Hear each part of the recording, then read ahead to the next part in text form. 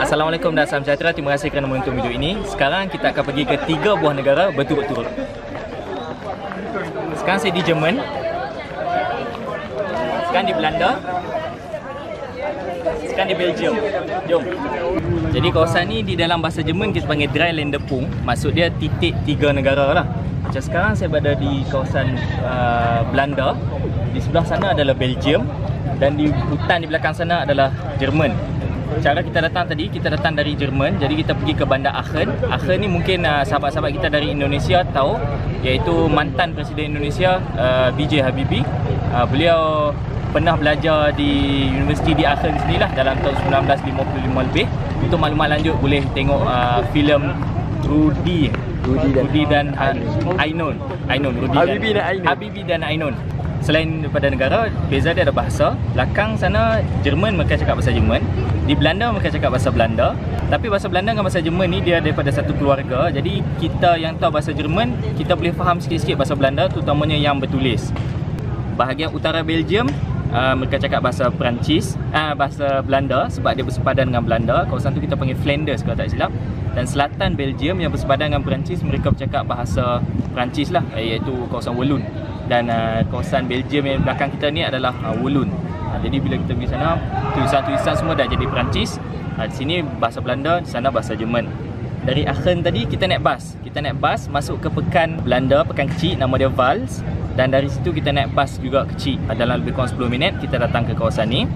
Kalau tak nak naik bas pun kita boleh jalan kaki sebenarnya dari Vals itu. Mungkin setengah jam atau sejam bergantunglah. Apa yang ada di bahagian Belanda ni kita boleh tengok sana ada kedai-kedai makan. Dan ada juga tempat permainan budak-budak. Di belah Belgium ni ada menara tinjau satu yang tinggi. Kita boleh tengok kawasan 3 negara. Sayangnya di belah Jerman sana adalah hutan sikit lah. Saya tak pasti, mungkin sebab dia jauh sikit daripada pekan.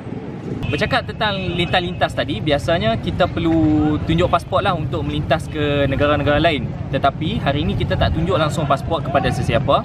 Bahkan kita tak nampak pun mana-mana pegawai immigration.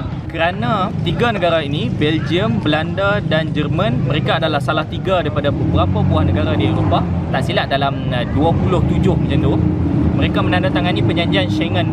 Dengan perjanjian Schengen ini, sempadan antara negara-negara ini tidak semestinya dikawal. Jadi maksudnya kita boleh bergerak bebas tanpa perlu semakan. Tetapi seeloknya bawalah juga pasport sebab kita risau mungkin tiba-tiba sempadan tu ditutup. Dia berlaku tiba-tiba tutup, misalnya ada isu ke apa. Jadi mereka nak juga tengoklah kita punya pasport. Ini kita kata tadi titik 3 negara.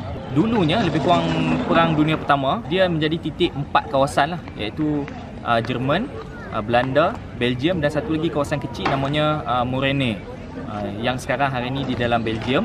Tapi kawasan tu sekarang dah tak ada, dia berada dalam Belgium. Jadilah titik ini 3 negara. Netherlands atau Belanda, di dalam bahasa Jerman kita panggil Niederlande.